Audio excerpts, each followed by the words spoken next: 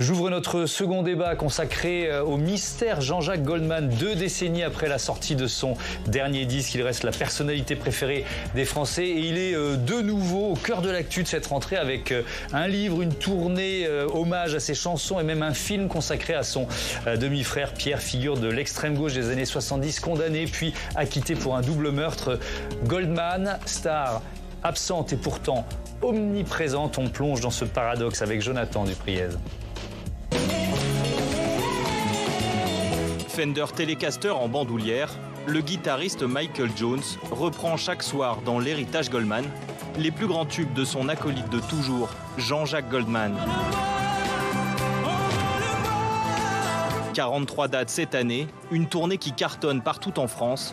Sans surprise, Jean-Jacques Goldman reste l'éternelle personnalité préférée des Français. En 40 ans de carrière, il signe 300 chansons. Jean-Jacques Goldman, c'est aussi 30 millions de disques vendus. Une icône de la variété française. C'est l'un des meilleurs guitaristes qu'on ait en France ses chansons sont entraînantes. Il a des thèmes de chansons qui restent dans la tête et qu'on garde et qu'on chante facilement avec ses enfants. Et l'empreinte du compositeur est encore bien présente dans les bacs des disquaires généralistes. Comme chez Crocodisc à Paris, Xavier nous fait écouter l'un des tubes de Goldman, version 45 tours. 3 45 tours indispensables de Goldman et je propose qu'on s'écoute Elle a fait un bébé toute seule, qui est à mon avis quand même une chanson marquante et incontournable des années 80. Elle a fait un bébé toute seule. Dans ce disquaire historique du quartier latin, les albums de Jean-Jacques Goldman sont des produits phares. Dans ce bac, des dizaines de références, pour la plupart, des 33 tours devenus mythiques. Ce sont des albums qu'on vend en boucle, qui sont ceux qui partent le mieux, mais aussi, voilà, par exemple, celui-ci qui avait été un succès commercial déjà à l'époque. Jean-Jacques Goldman a beau ne pas avoir sorti d'album depuis 22 ans, ses références comme En passant ou des singles comme Je te donne sont une intarissable rente pour les disquaires comme Crocodisc, qui en écoulent chaque année quelques centaines. Ouais, disons qu'aujourd'hui, quand on a un rayon de musique francophone en vinyle, c'est évident que Goldman fait partie des 10 artistes à avoir en bac. Une Goldman mania qui semble ne jamais se tarir. La personnalité du chanteur, hors showbiz, aussi discret qu'engagé, continue aujourd'hui de fasciner. Plusieurs hebdomadaires comme Le Point ou l'Obs lui ont récemment consacré des dossiers. Et l'historien Yvan Jablonka lui consacre même un ouvrage. Le guitariste est une star paradoxale, un symbole des années Mitterrand, d'une France plurielle et sereine. Retiré de la vie publique, Jean-Jacques Goldman vit aujourd'hui à Londres à 71 ans. Sa dernière apparition publique est une vidéo YouTube pendant la crise du Covid. Le chanteur y reprend « Il changeait la vie » et rend hommage aux soignants impliqués dans la lutte contre le virus. Le mystère Goldman, pour en parler, Yvan Jablonka, bonsoir. Bonsoir. Bienvenue, heureux de vous accueillir, historien, écrivain, auteur de ce livre Goldman aux éditions du Seuil. Yves Bigot, bonsoir et bienvenue. Bonsoir, Yves, président de TV5 Monde et journaliste. Véronique Mortaigne, bonsoir et bienvenue. Vous êtes journaliste, vous aussi critique musicale, auteur avec Bernard Lavillier de ce carnet de voyage Écrire sur place qui est à paraître dans quelques semaines au mois de novembre. Absolument. Aux éditions de l'Équateur. Mathieu Croissando était resté évidemment à mes côtés. Comment vous expliquez, je vais commencer là-dessus, c'est la question la plus évidente, Yvan Jablonka, la longévité de Goldman. Je voudrais parler de sa musique d'abord. Pourquoi sa musique traverse les époques ? Alors, il est l'auteur de plusieurs tubes intemporels. On le voit avec les chiffres des plateformes de streaming. Ces tubes se retrouvent aussi bien dans les playlists de mariage que aux obsèques. Et ça montre à quel point ces musiques, ces tubes, sont entrés profondément dans l'intimité des gens. D'une certaine manière, il y a une chanson de Goldman pour chaque moment de la vie, de l'adolescence aux ruptures amoureuses, en passant par l'amitié et la parentalité. Et je crois qu'il a réussi à toucher au plus profond de la vie des gens. C'est ce qui explique sur le plan musical, sa popularité indémodable. Et Yves Bigot, si on fait un peu de communication, là, sa discrétion à une ère de surexposition permanente, de réseaux sociaux, même on peut dire de folie de surexposition permanente, c'est peut-être aussi une des clés de sa longévité et de sa popularité. Alors c'est pas la seule, mais c'en est une effectivement, puisque aujourd'hui le meilleur moyen de ne pas se faire taper dessus, c'est de ne rien dire et de ne pas exister. Donc ça, effectivement, de manière stratégique, oui, c'est très très malin. Mais pour un chanteur, on va y venir évidemment longuement dans ce débat, parce qu'on est une émission politique, donc on va pas mal parler de politique. Un chanteur qui est engagé, qui l'est encore et qui l'a beaucoup pété, est-ce que c'est un peu... allez, je veux dire, une forme de lâcheté ou de retrait, de moins s'engager aujourd'hui? Non, je pense pas, parce que d'abord, son engagement, en tous les cas humanitaire ou dans le goldmanisme que Yvan Jablonka a théorisé dans son ouvrage, ça reste, puisque les chansons continuent d'être... Elles parlent pour lui. Voilà, d'être diffusées. Après, son engagement, il faut bien voir que c'est un engagement humanitaire, c'est-à-dire c'est typique des années 80. C'est pas de l'engagement politique à la manière, vous y reviendrez, de son demi-frère Pierre Goldman, qui lui était un révolutionnaire. Oui, c'est Jean-Jacques. C'est l'histoire des deux gauches aussi. Voilà, dont exactement. On parle. Et d'ailleurs, Jean-Jacques, lui, était pour la deuxième gauche. Grand admirateur de Michel Rocard, donc ce que les communistes appelaient les sociotraîtres. Donc, on voit bien la différence. Et je pense que cette différence, elle est d'autant plus marquée, évidemment, que c'est en référence avec ce qui est arrivé au grand demi-frère. Évidemment, et ça on y consacrera le dernier chapitre de ce débat. Tous les artistes se construisent d'une légende, Véronique Mortaigne. Absolument. Et Jean-Jacques Goldman aussi, c'est quoi sa légende selon vous? Alors je ne sais pas, moi je vois en Jean-Jacques Goldman quelqu'un qui sait faire des tubes. Et ça, c'est une qualité quand on veut être chanteur populaire, musicien populaire. Avoir ce don, finalement, de fabriquer un tube, quelque chose qui marche et qui continue, et qui perdure grâce au bal. Parce que quand on va dans un bal du 14 juillet, vraiment, c'est du Goldman. On va entendre du Goldman, bien sûr. On entend du Goldman. Donc ça, c'est la vertu du chanteur populaire, de savoir faire des refrains.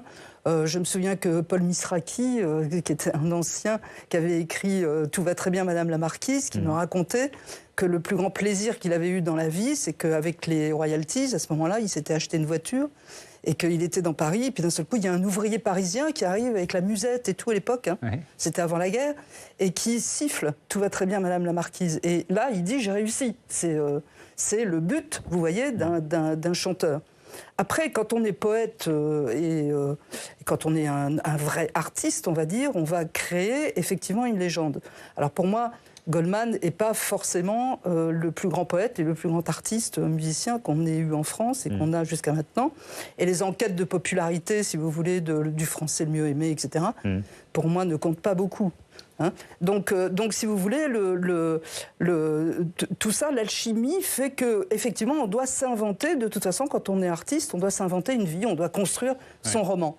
Est-ce que la légende, c'est de ne pas faire partie du star system, précisément? Est-ce que c'est pas cette forme de discrétion qui est comprise par certains Français comme une forme d'humilité, comme une forme de peut-être de rapport à l'argent? Personne ne connaît le train de vie de Jean-Jacques Goldman, je ne me fais pas de soucis pour lui, mais de ne pas être dans l'exhibition, pas dans le show-off. Entre ses tubes et ceux qu'il a écrits pour d'autres, notamment Céline Dion, au niveau financier, ça va bien pour lui. Yvan Jablonka, personne n'est inquiet. Ne vous inquiétez pas, on est bien sait pas où le mettre. Est-ce que c'est aussi un businessman, Yvan Jablonka? Je voudrais ajouter à ce qui a été dit que... Vous répondrez à ma question quand même. Bien sûr. Bon, je peux répondre tout de suite. Allons-y. Oui, il est à la tête d'une petite entreprise Goldman, entre guillemets, qui consiste à gérer les énormes royalties que lui rapportent ses tubes. Bon, moi, j'ai rien d'autre à dire. Et puis, après tout, tant mieux, il a bien travaillé et c'est ce qu'il mérite. Et j'ai rien d'autre à dire. Alors, sur ce que nous disait Véronique Mortaigne. Alors, en revanche, ce qui est important, c'est que le fait qu'il soit la personnalité préférée des Français depuis officiellement 12 ans et officieusement 20 ans, je pense que c'est très intéressant et en tout cas passionnant pour l'historien que je suis, parce que ça renvoie au-delà de son talent musical à des qualités morales que tout le monde lui reconnaît, ce que j'ai appelé moi-même une morale Goldman, qu'on peut décliner à travers des termes comme la droiture, l'humilité, la discrétion, la fidélité à son histoire, le fait que Goldman sait très bien d'où il vient. Et je crois que ça, c'est assez unique et en tout cas, c'est différent des autres d'autres hyperstars de son calibre. On ne trouve pas ça chez Renaud, on ne trouve pas ça chez Johnny, par exemple. Et la troisième, l'autre chose que j'ajouterais, à part son talent musical et ses qualités morales, c'est aussi le fait qu'il incarne maintenant une forme de fédéralisme parce qu'il promeut une philosophie du vivre ensemble. Et je pense que ça manque à beaucoup de Français et c'est ça aussi qu'on retrouve chez Goldman. Oui, alors on a vu ce classement, le tout dernier, celui publié en décembre 2022, ce qui fait de Jean-Jacques Goldman encore cette année la personnalité préférée des Français. Il est devant Thomas Pesquet, Omar Sy. Ça fait effectivement 12 ans qu'il garde cette première place. Seul le commandant Cousteau, 20 fois, et l'abbé Pierre, 16 fois, font mieux. Je vous voyais réagir sur le combo entre les valeurs et le talent. Véronique Mortaigne, c'est pas le seul. Pourquoi lui est aussi populaire ? Je ne sais pas, il est populaire, oui, il est populaire, mais moi, je n'accorde pas énormément de crédit, si vous voulez. Ce sondage-là, ça ne veut pas dire grand-chose pour vous ? Non, je ne sais pas, je voudrais bien voir comment sont posées les questions, etc. Et je veux dire qu'il est populaire sur un certain segment, il n'est pas du tout sur un autre. Alors, le problème, je pense que le problème n'est pas là. Il est sur tous les segments, sauf sur les jeunes. Voilà, sauf pas que sur les jeunes. Si on prend par catégorie d'âge, en tout cas. Voilà. Oui, sans doute. Ce que je veux dire, c'est qu'on cherche tout le temps, dans des vedettes de variété et de musique, à trouver une incarnation de la France, si c'était possible. Mais moi, je pense que ça n'est pas possible, déjà, premièrement, mais qu'il y a effectivement une volonté politique de trouver ce roman national. On le voit dans la discussion qu'il y avait entre Sardou et Juliette Armanet. Qu'est-ce qui incarne la France ? Qu'est-ce que c'est que, possiblement, un chanteur de variété qui incarnerait une France, un roman français, etc. Goldman, c'est super parce qu'il est tellement caméléon, d'une certaine manière, qu'effectivement, il peut incarner une France illusoire, qui, à mon avis, n'existe pas. Ou n'existe plus, peut-être. Ou n'existe pas, elle n'a jamais tellement existé, cette France humanitaire, justement, très... Enfin, je veux dire, il est engagé, mais comme le disait Yves à l'instant, il est engagé, mais ce n'est pas le sens que je donne, moi, à un chanteur engagé. Il est engagé dans une politique humanitaire, sans aucun doute, et c'est très vertueux. Je disais une France du passé, parce qu'on va regarder, quelques-unes de journaux, de quotidiens et de magazines qui font suite notamment à la parution de votre livre, le mythe Goldman pour l'Obs avec les bonnes feuilles du livre. On a aussi la une de Libération. Alors là, c'est le point. Je vais y revenir, mais il y a Libération quand la musique questionne. Je ne sais pas si on l'a vu, peut-être. Voilà, Libération. Et je vois bien qu'on remette le point si c'est possible. Quand la France s'aimait les années Goldman. Et c'est pour ça que je reviens à ce que vous disiez. Yves Bigot, votre avis là-dessus. Est-ce que c'est une France nostalgique, finalement, qui place Goldman à la tête de ce classement des personnalités année après année ? Oui, nécessairement, parce que ça renvoie aux années 70, aux années 80, ce que Patrick Sébastien appelait les années bonheur. Des années de quasi plein emploi et effectivement d'une société française qui est encore relativement unie, même s'il y a des tiraillements surtout à l'extrême gauche, mais c'est une société qui est encore unitaire, héritée des années 60. Moins fracturée qu'aujourd'hui. Beaucoup moins fracturée qu'aujourd'hui, ça nécessairement, plus fracturée qu'aujourd'hui on n'a jamais connu, en tous les cas de notre vivant. Mais moi j'ai ma lecture donc du Goldman d'Yvan Jablonka, moi j'ai vu ça, entre autres choses, comme justement un requiem pour cette France-là. Un requiem aussi pour cette deuxième gauche, ou pour cette gauche, en tous les cas, qui n'existe plus. Alors Mathieu, vous voulez intervenir, vous n'êtes pas tout à fait d'accord avec... Je me demande si on ne repeint pas en or, en gold, pour le coup, ces années-là. Cette période. Ces années 80... On vit aujourd'hui dans une forme de nostalgie parce qu'on préfère toujours les périodes d'avant. Et il faut reconnaître à Jean-Jacques Goldman, peut-être pas un talent de poète, mais un sacré talent pour raconter des tranches de vie. Des tranches de vie qui racontent une époque. Mais les années 80, c'est les années du chômage de masse. Je veux dire, faut quand même le rappeler. C'est l'explosion, vous vous souvenez, la sidérurgie, on a dépassé le 1,5 million de chômeurs. On encaisse les C'est les années SIDA. C'est les années SIDA. C'est les années du racisme qui provoque justement la naissance de SOS Racisme, qui est un des rares engagements publics de Jean-Jacques Goldman, puisqu'il sera au concert fondateur et puis il en fera un autre. Mais je veux dire, c'est les années des ratonnades, c'est les années de la montée du Front National. Je vois pas ce tableau idyllique. Je vois pas. Non, c'est pas idyllique, mais c'était moins qu'aujourd'hui. À part sur la question du chômage, c'était beaucoup moins qu'aujourd'hui. Parce que si vous prenez à l'inverse... La question de la montée de l'extrême droite et... il y a des députés à l'Assemblée nationale pour la première fois en 1986, Oui, et ils rentrent. Ils étaient moins nombreux, mais il y en avait quand même. Enfin, c'est là où ce phénomène apparaît et prend une ampleur. C'est pour ça que je me demande si on ne repart pas en rose. Non, mais pardon. La différence, c'est que c'était des années où l'espoir existait. C'est ça la grande différence. C'est qu'on pensait... Dans ces années-là, je vous rappelle que c'est aussi les années de l'arrivée de la gauche au pouvoir, les années 80, pardon. C'est les années où on l'accuse, et les années où on l'accuse d'avoir trahi ses engagements et ses idéaux en arrivant au pouvoir aussi. 2 ans après, pour être précis. Oui. Mais c'est des années où on pense que les choses vont aller mieux. Véronique Mortel. Désormais, on pense que les choses vont aller...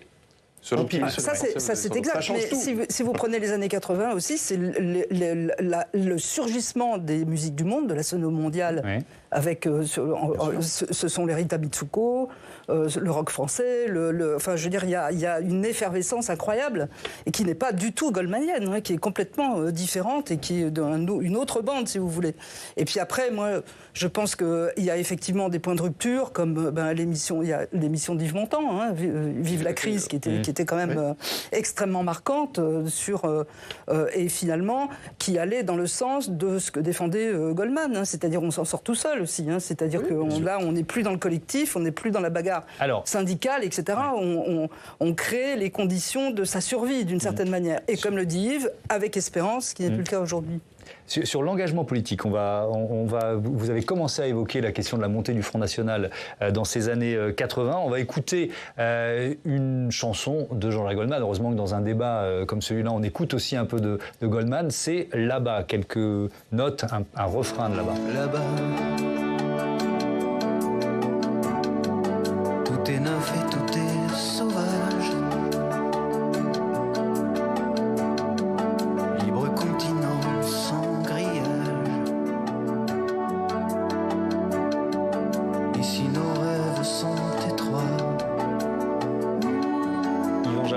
Il faut rappeler à quel moment, dans quel contexte, est-ce que peut-être ce que raconte cette chanson, rapidement, et pourquoi finalement c'est une chanson politique. Ça fait partie des chansons du départ, de l'exil, comme l'Éternel dans la Genèse commandait à Abraham de quitter la maison de son père et de partir. Et bien d'une certaine manière, Jean-Jacques Goldman a exploré cette condition de l'exilé, de l'immigré. On sait très bien que c'est l'histoire de son propre père. Donc Là-bas, ou aussi On ira, ou Puisque tu pars, ce sont des chansons de l'arrachement et de l'espoir d'une vie meilleure là-bas. Et c'est un départ intransitif en quelque sorte. Oui, et est-ce que dans une France qui effectivement voit le Front National gagner des points, où le racisme peut-être se débride après avoir été mis en sommeil pendant peu de temps, mais pendant quelques décennies, est-ce que cette chanson, pour vous, elle a un sens politique aussi ? Oui, je crois, et plus généralement... Parce que c'est le regard, enfin c'est on dirait migrant aujourd'hui, mais c'est un réfugié qui raconte son histoire. Avec empathie pour tous ceux qui ont cette histoire familiale de l'exil ou de la diaspora. Et quant aux années 80, il faut vraiment être amnésique pour croire que c'était une décennie de bonheur. Au contraire, c'est une décennie où il y a eu beaucoup de casse sociale, un chômage de masse qui monte. Et Jean-Jacques Goldman est quelqu'un qui, au contraire, a toujours manifesté une solidarité vis-à-vis des perdants, des humbles, des petits. Il faut se rappeler qu'il vient d'une famille de petits commerçants. Et le fait même qu'il ait participé à l'aventure des Restos du Cœur, ça montre bien qu'il était sensible à ces nouvelles pauvretés. Il a été très présent, on le sait, dans le secteur associatif, et les Restos du Cœur en sont emblématiques. Et c'est une manière de montrer qu'il doit y avoir, dans une France comme celle des années 80, de la solidarité, de l'entraide et aussi de la réciprocité. Et ça, c'est quelque chose aussi qu'il faut porter au crédit de Jean-Jacques Goldman. Et en tout cas, ça explique sa popularité d'aujourd'hui. Alors, on va se poser la question de l'engagement politique des artistes, et plus particulièrement je vous redonnerai la parole juste après, Véronique Mortel. Mais vous l'aurez, c'est promis, je tiens en général mes promesses ici. Mathieu, est-ce qu'il y a encore des chanteurs de gauche ou de droite ? Oui, mais ils sont moins nombreux à le dire et encore moins à s'engager. Il est loin le temps des compagnons de route. Vous vous souvenez, Jean Ferrat et le Parti communiste, même si Jean Ferrat s'en distinguait quand même de temps en temps et sur plusieurs points, où il est loin le temps où la gauche et la droite alignaient des comités de soutien, chacun avait les siens. Est-ce que vous vous souvenez, on parle des années 70, 80, Dalida, Gréco, Trenet, Barbara, qui roulaient évidemment pour François Mitterrand, ou encore Renaud, qui lui consacrera cette fois-ci en 1991 la fameuse chanson chanson Tonton. Et puis en face, Johnny Hallyday, qui pose avec un t-shirt Giscard à la barre quand même en 74, qui fait On a tous quelque chose en nous de Jacques Chirac au meeting de Vincennes en 88, qui est au premier rang du meeting de Bercy de Nicolas Sarkozy en 2007. Lui n'a jamais caché son engagement à droite, tout comme Michel Sardou et quelques autres. Ce temps-là, il paraît aujourd'hui révolu. À titre de comparaison, ils ont été très très rares, les chanteurs-chanteuses, à prendre position dans cette campagne présidentielle, enfin dans la dernière, en 2022. Il y a une très grande tribune qui a été signée par des artistes, mais c'était le 22 avril, juste avant le second tour, où là, c'était des gens qui disaient il faut voter Emmanuel Macron, mais pas par adhésion à Emmanuel Macron. Mais sinon, j'ai retrouvé quoi Princesse Erika dans un collectif d'artistes pour Jean-Luc Mélenchon, et puis Arsenic qui est venu chanter dans un meeting de Yannick Jadot. Mais voilà, c'est à peu près tout. Qu'est-ce qui s'est passé? Il y a une bascule, en fait, qui date de 2007, cette année-là. Là, c'est vraiment l'année des blockbusters. Hein. Ségolène Royal et Nicolas Sarkozy se livrent un duel sans merci. Et pour le coup, c'est le dernier scrutin où les chanteurs fait écho sur des candidats en masse. Dans la campagne au stade qui s'achevait au stade Charletti, vous vous souvenez de Ségolène Royal, c'était Georges Moustaki, Yannick Noah, Kali, Benabar, Les Têtes Raides, Michel Delpech, Akhenaton, Kerry James et même Lenny Escudero qui était réapparu pour cette occasion-là. Et en face, Nicolas Sarkozy, lui, avait dégainé une compilation des plus éclectique, hein, Henri Salvador, Johnny Hallyday, Mireille Mathieu, Doc Gynéco, Gilbert Montagnier, Carlos, Rika Zaraï, Miss Dominique, une éphémère chanteuse d'un télécrochet d'M6, Enrico Macias, dont beaucoup d'ailleurs d'entre eux, Faudel, dont beaucoup d'ailleurs sont venus chanter le soir de sa victoire place de la Concorde. Et plusieurs d'entre eux ont beaucoup regretté l'engagement. Que ce soit Kali qui dit ça m'a coûté cher de m'engager pour Ségolène Royal, ça a coûté cher ma carrière, beaucoup de gens me l'ont reproché.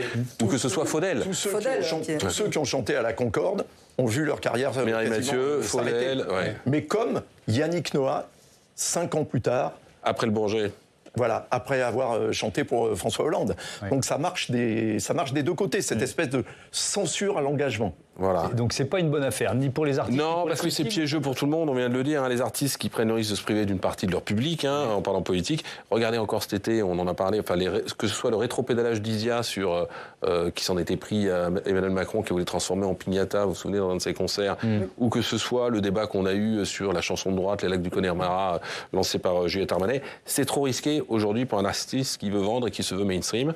Et puis c'est piégeux aussi pour les politiques, qui se retrouvent à assumer parfois un soutien qui est devenu encombrant. Je repense à Valérie Pécresse assumant le soutien de Maître Gims, enfin on l'appelle Gims pardon maintenant, qui disait non, aux musulmans non, ne souhaitez pas bonne année, c'est des trucs de chrétiens, c'est pas pour nous. Ça c'était en pleine campagne présidentielle. Ou plus récemment, puisqu'on parle de musique, la présence du rappeur Medine à l'Université d'été d'Europe Écologie Vert, qui a mis pour le coup les écolos dans l'embarras. Ouais, merci beaucoup Mathieu pour toutes ces explications. Yvan Jablonka, vous parlez de goldmanisme. Courant culturel et politique. C'est quoi, la gauche pragmatique, si je résume simplement? Alors ça, c'est sûr qu'il y a une forme d'adhésion aux idéaux de la gauche libérale, la deuxième gauche, énergie de la société civile, croyance dans ce que j'appellerais les utopies du quotidien, typiquement les restos du cœur, par différence avec les utopies millénaristes qui ont ensanglanté le XXe siècle et qu'incarnait à certains égards le demi-frère de Jean-Jacques Goldman, Pierre. Et il y a aussi, j'ajouterais, l'universalisme minoritaire. L'universalisme minoritaire, c'est l'idée que les minorités peuvent faire front commun, non pas pour défier ou contester la majorité, mais au contraire pour l'enrichir, pour la féconder. Et Jean-Jacques Goldman, qui a toujours assumé sa judéité, s'est associé à d'autres minoritaires, une chanteuse afro-américaine, ou un immigré gallois, ou des émigrés sud-vietnamiens au début de sa carrière. Et cet universalisme minoritaire vise à partager les différences, comme il l'a dit. Alors aujourd'hui, qu'en reste-t-il ? C'est une autre question. Mais je crois qu'il y a une pensée très profonde de la place des minorités dans l'État-nation. Véronique Mortaigne, vous vouliez intervenir tout à l'heure. On parlait plutôt du Front National de l'époque et de la chanson de Goldman. C'était peut-être pas là-dessus, mais... C'était sur la question de l'immigration qui revient là maintenant. Et en tant qu'historien et historien de la chanson, par exemple, on peut remarquer que quand même... beaucoup de nos chanteurs les plus fondamentaux, les plus célèbres, sont des immigrés ou des fils d'immigrés. Et je veux dire que vous dites que Goldman fait œuvre affirment cela. Mais je veux dire, bon, vous avez Salvador Aznavour, enfin, je sais pas tout le Moustaki, qui ont fait des chansons auparavant, bien avant Goldman. C'est pas un pionnier c'est pas du tout un pionnier. Même Johnny est belge. Même presque monégasque. Et Sylvie Vartan-Bougard. Oui, donc vous voyez dans ce mouvement qui est très ancien, donc effectivement, où Edith Piaf est une mère kabyle, enfin je veux dire une grand-mère. Donc le mouvement migratoire, où les semences et les affirmations dans les chansons, c'était dans les années 80, vous avez énormément de gens, même Balavoine, qui font des chansons engagées comme lui. Et puis, Sauf que Balavoine, il engueule Mitterrand à la télé, oui, sauf que Balavoine, il l'ouvre plus que Goldman. Oui, d'une certaine manière, effectivement. Et physiquement, déjà, ils sont pas pareils. En quoi c'est contradictoire? Ça veut dire ça n'est pas contradictoire, je veux dire qu'il faut le rappeler en tant qu'historien. Vous devez rappeler que cette histoire de la chanson française, elle s'est faite bien avant Goldman et avec les mêmes ingrédients que vous avez. Yvan Jablonka et ensuite Yves Bigot. Mais évidemment, vous avez tout à fait raison. Enfin, je le dis dans mon livre. Il est évident que la chanson française a été enrichie par des courants migratoires, exiliques, diasporiques qui se retrouvent dans les grands chefs-d'œuvre de la variété ou de la chanson dite à texte. Mais il me semble que Jean-Jacques Goldman, qui a été souvent décrit comme quelqu'un d'un petit peu mou, lisse, un peu gendre idéal, il faut rappeler que justement, il a participé de ces engagements. Alors certes, il n'était pas encarté, mais il portait des idéaux et il est important de les rappeler. Yves Bigot, est-ce que c'est aussi un symptôme ou un symbole de la dépolitisation, Jean-Jacques Goldman ? Ah non, on ne peut pas dire ça. La dépolitisation, on l'a rappelé, elle vient à partir à peu près de 2007. Non, au contraire, je suis d'accord que ces chansons sont des chansons qui sont politisées, non pas dans le sens de la politique partisane ou de l'idéologie, mais simplement de par ce qu'elles racontent. Alors déjà, Jean-Jacques Goldman, je pense que ce qui fait son équilibre qui le rend aussi populaire, c'est le fait qu'il importe, il n'est pas le seul, bien sûr, mais il importe la musique américaine et les systèmes de la musique américaine sur lesquels il met des paroles en français. Et d'une certaine façon, je pense que ce qui touche le plus le public chez Jean-Jacques Goldman, ce sont ses textes, mais s'ils réussissent à toucher, c'est parce qu'ils sont portés par ces musiques américaines et qu'il a réussi à comprendre les systèmes de fonctionnement américains. Et qu'en plus, il arrive à chanter haut, comme le font les Anglais et les Américains, ce qui n'est pas donné à tous les Français en dehors de Balavoine et Francis Cabrel et quelques autres. Jean-Jacques Goldman qui a défendu la cause des femmes. On va voir des images d'une manifestation à Marseille. On est en 2004, c'est la journée internationale contre les violences faites aux femmes, à l'appel de l'association Ni pute ni soumise. Regardez, on va entendre Jean-Jacques Goldman. Devant ce meurtre. Il n'y a pas de société paisible sans femmes respectées.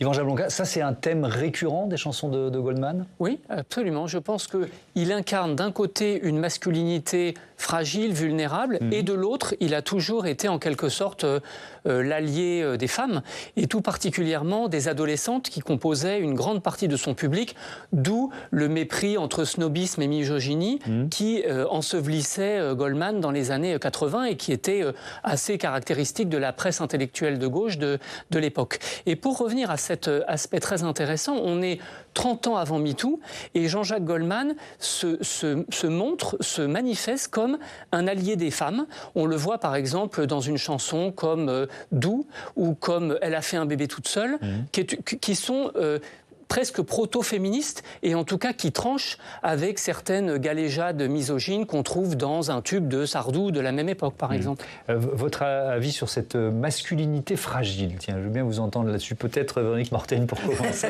et Yves Bigot après. Là aussi on peut dire que c'est pas le seul, il y en a eu d'autres qui ont incarné ça. Oui, il y en a eu beaucoup d'autres et moi ce qui m'étonne parfois aussi, c'est que d'un seul coup on fait de l'idéologie. Qu'est-ce que c'est qu'un idéologue? C'est quelqu'un qui veut faire rentrer la réalité dans une grille d'interprétation du réel. Donc alors aujourd'hui, on va relire Goldman à l'aune de ce qu'on vit aujourd'hui, la masculinité fragile, le MeToo, etc. Mais peut-être qu'à l'époque, c'était pas tout à fait ça. Donc là, on va essayer au chausse-pied le faire rentrer là-dedans. Je dis pas pour autant qu'il n'a pas défendu la cause des femmes, c'est pas ce que je veux dire. Je pense qu'il ne faut pas adopter une grille de lecture qui est trop contemporaine, hein, c'est-à-dire celle du genre, celle de MeToo, etc. Je veux dire qu'à l'époque, on n'en était pas là. Hein, oui, mais on peut dire que cette grille de lecture, elle exclut un peu Goldman aujourd'hui d'une partie en termes de popularité, d'une partie de la population, peut-être notamment des plus jeunes. Oh non, je pense que c'est une forme musicale, comme le disait Yves, hein, c'est-à-dire que la forme musicale qu'il avait trouvée à l'époque et qui faisait son succès était celle que Yves vient de décrire. Hein, oui, les jeunes, ils écoutent du rap, hein, et Goldman, c'est pas du rap. Donc c'est clair. J'ai abordé ça parce que je voudrais qu'on revienne sur... Juste un mot, Thomas, sur la question de ce nouvel homme, tel qu'on l'appelait dans les années 70, c'est que bien avant lui, Michel Berger, Alain Souchon étaient passés par là. Goldman, ça n'enlève rien à ses qualités, hein, mais c'est pas lui qui a été le porteur dans la chanson française de ce message-là. Il en a été l'héritier. D'ailleurs, il admirait énormément Michel Berger. Et je dois dire qu'en vous lisant, vous avez un peu tendance à attribuer à Jean-Jacques Goldman des choses qui appartiennent à d'autres, et notamment à Michel Berger qui est passé avant. Un mot de réponse d'Yvan Blanca. Ensuite, on parle de... je vous renvoie à mon livre que je vous invite à lire, et je le dis dans un de ces livres. Vous auriez vu, bien sûr, que dans le livre, j'explique à quel point Jean-Jacques Goldman a été influencé par Michel Berger, à qui il a rendu hommage toute sa vie. Donc évidemment, il y a des points de contact entre ce qu'on appelait la nouvelle chanson française des années 70 et le son Goldman des années 80. Et Michel Berger fait la transition de manière évidente. Alors on va terminer, comme promis, et revenir aux questions de famille politique, de ces deux gauches dont on parlait, puisque la famille Goldman est au cœur de l'actualité avec ce film sorti ce mercredi, consacré à Pierre Goldman, demi-frère aîné de Jean-Jacques, militant d'extrême gauche, condamné puis acquitté pour un double meurtre. C'est justement le second procès que raconte le film de Cédric Kahn. On regarde un extrait tout de suite. Non, mais si toutes les personnes que vous avez citées ici ont dit du mal de moi aux policiers, c'est exactement pour les mêmes raisons que Christiane. Je ferai remarquer à la cour qu'ils sont tous noirs et que c'est pour cette raison et cette raison seulement qu'ils ont tous été malmenés et intimidés par les policiers dès leur arrivée à la PJ.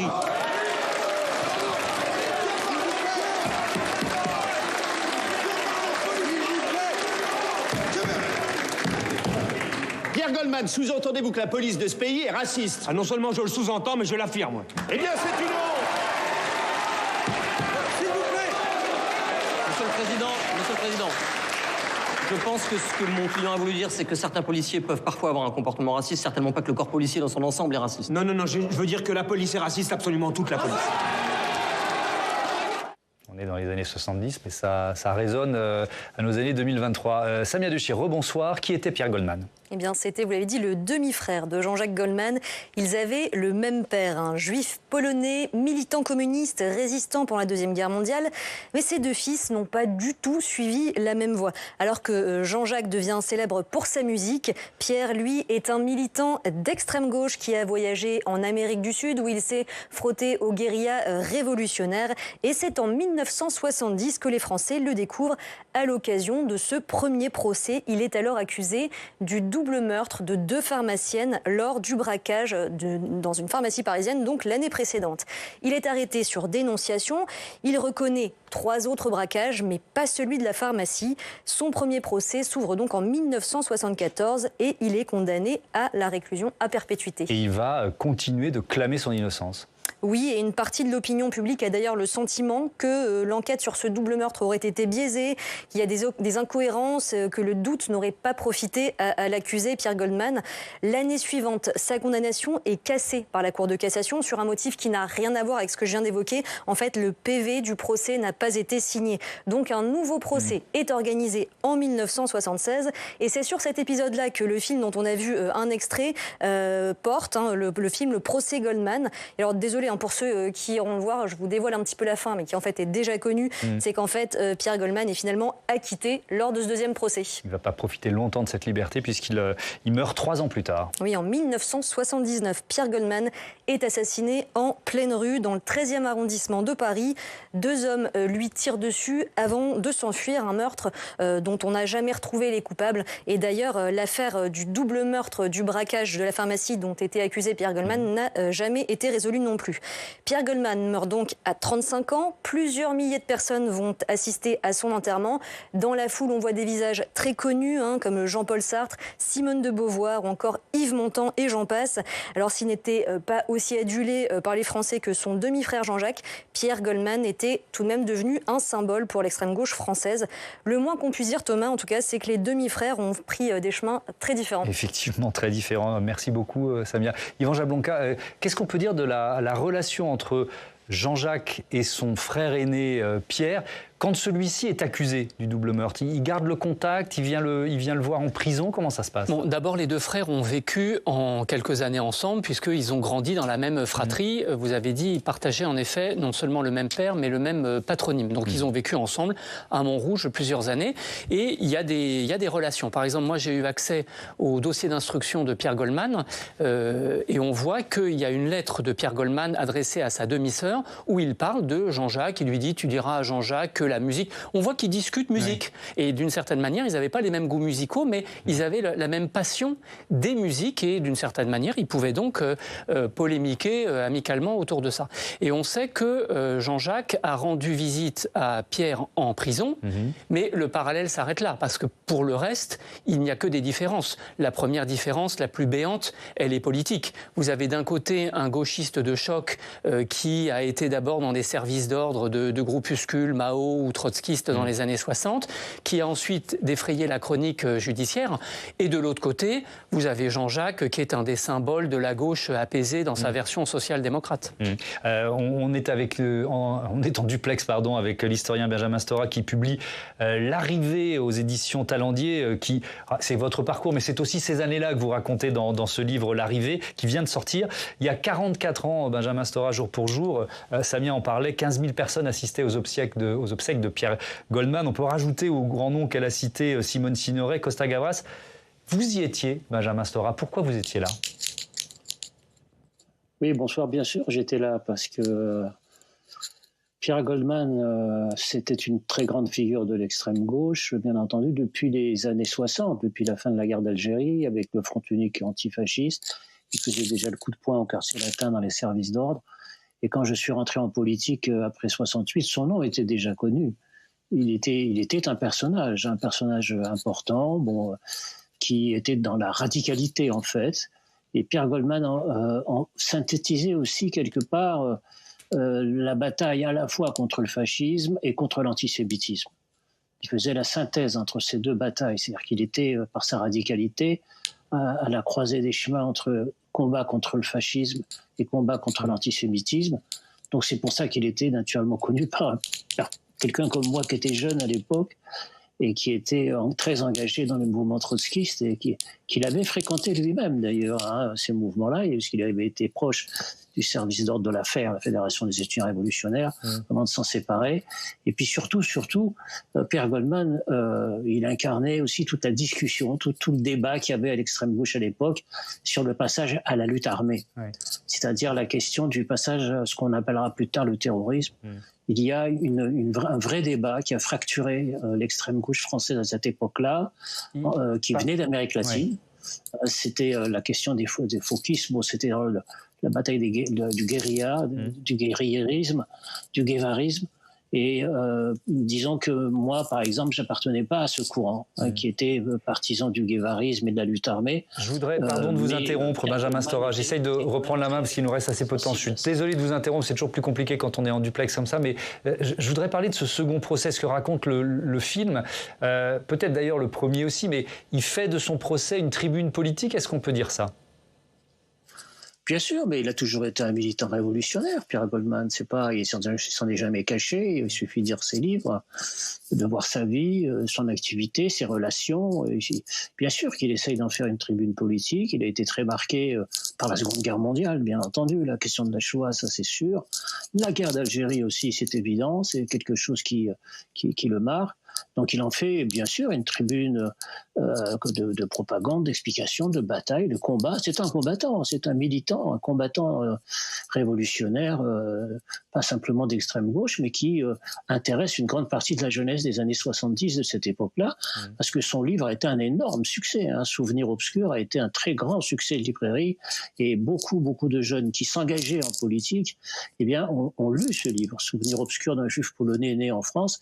Et moi, ce qui m'avait toujours très étonné, c'est que quand son frère est apparu sur la scène musicale, sur le devant de la scène, plus personne ne faisait référence au fait qu'il était le frère de Pierre Goldman. Alors ça m'a toujours incroyablement fasciné, c'est-à-dire de voir comment la presse de l'époque traitait Jean-Jacques Goldman de quelqu'un, dans le fond, d'assez insignifiant, qui faisait un peu de la musique légère, etc., sans voir absolument pas le lien qui pouvait être établi avec son frère, avec le parcours qui avait été celui des années 60, des années 70. Ça m'a toujours très étonné, cette occultation, cette séparation, disons, entre deux histoires, alors qu'ils ont grandi ensemble, ils ont vécu ensemble, je connais un peu la famille. C'était quand même assez étrange, assez curieux de croire que chez Jean-Jacques Goldman, il n'y avait pas du tout de Pierre Goldman. C'est pas vrai. Alors, on va en débattre. Merci Benjamin Stora. Restez avec nous. Yves Bigot, ça vous fait réagir? Mais c'est Jean-Jacques Goldman qui voulait surtout ne jamais parler. Il a refusé toutes les émissions qui l'invitaient, où il risquait d'être interrogé sur son frère. Moi, je me souviens, à l'époque, j'étais à Europe 1 et à Libération. Donc, en plus, Pierre Goldman avait travaillé à Libération pendant des années. Donc, vous pensez bien que nous, on était au courant de l'existence de Pierre Goldman. Mais Jean-Jacques, chaque fois qu'il venait faire une émission avec moi à Europe 1, c'était « on ne va parler que de musique et de guitare ». Hors de question de parler d'autre chose, sinon je ne viens pas. Oui, et moi qui travaillais au Monde, un support supposé méprisant par rapport aux arts populaires, ce qui n'était quand même pas vrai. J'imaginais que si j'interviewais Goldman, il fallait que je lui pose la question. Mais c'était pas possible, donc c'était complètement fermé. C'est je suis le meilleur chanteur populaire de la Terre et je vais parler de mes chansons. Et ça va pas. Quand on travaille dans un journal généraliste, qui n'est pas forcément l'élite de gauche, comme vous le dites, je veux dire, c'est pas recevable. Même Françoise Hardy avait des commentaires politiques à faire sur la... C'est moi qui les ai gérés à Libération aussi. Yvan Jablonka, est-ce que c'est parce que aussi c'était une blessure familiale qu'il refusait d'en parler? C'est une blessure familiale évidente. Pierre Goldman a été assassiné en pleine rue comme un chien, comme un juif dans un ghetto. Donc évidemment que c'est une blessure. Mais je suis parfaitement d'accord avec ce que disait Yves Bigot. Il y avait aussi une évidente gêne de la part de Jean-Jacques et de sa famille d'évoquer cette histoire. Et je crois que ça renvoie aussi au modèle d'intégration. Le modèle d'intégration auquel répond Jean-Jacques et une partie de sa famille, c'est ce que j'appellerais une discrétion franco-juive, républicaine, avec un amour inconditionnel de la France, une forme de discrétion qu'on retrouve dans certaines chansons de Jean-Jacques Goldman qui mélangent minorité-majorité avec toujours une forme de discrétion et de pudeur. Et donc le frère aîné vient fracasser cette discrétion. Ça venait complètement ruiner cette stratégie d'intégration. Imaginez des braves commerçants qui ont un magasin à Montrouge et qui sont en fait les parents de quelqu'un qu'on juge aux assises. Bien sûr. Quand vous voyez dans le film, le film sur le procès Goldman, il est là, Jean-Jacques, il est tout jeune, etc. Il assiste au procès et on voit bien... Il est dans la salle ? Il est dans la salle et avec son frère, puisqu'il a un frère qui est important, aussi très important dans sa carrière. Et donc ils sont là, la famille est là, et on voit comment il est effaré d'une certaine manière par ce procès très violent qui est fait à son frère, sans doute avec raison ou pas. Mais c'est d'une violence extrême, quoi. C'est-à-dire le réquisitoire et la réponse de Pierre est quand même dans un registre quand même qui le sidère. Enfin, je sais pas, là c'est fictionné, mais je pense que c'était ça quand même, parce que là il est collé au mur indirectement. Et dans cette problématique effectivement de l'intégration. Merci beaucoup. Très vite, il nous reste 20 secondes. Non, à la fois, je pense qu'il ne partageait pas non plus ses idées politiques et que ça n'était pas dans sa nature non plus.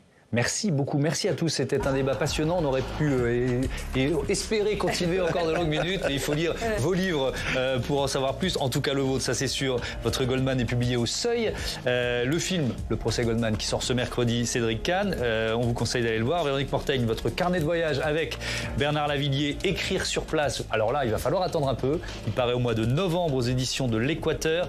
Et Benjamin Stora, que je remercie vraiment. C'était quelques minutes, mais c'était passionnant. Merci encore. Votre livre L'arrivée est publié aux éditions Talendier. Merci à tous. Je vous dis à très bientôt sur le plateau de Public Sénat. Belle fin de soirée. Notez que demain, Oriane Monsigny reçoit Carole Delga, la présidente socialiste de la région Occitanie. Encore une fois, une belle soirée. Écoutez du Goldman.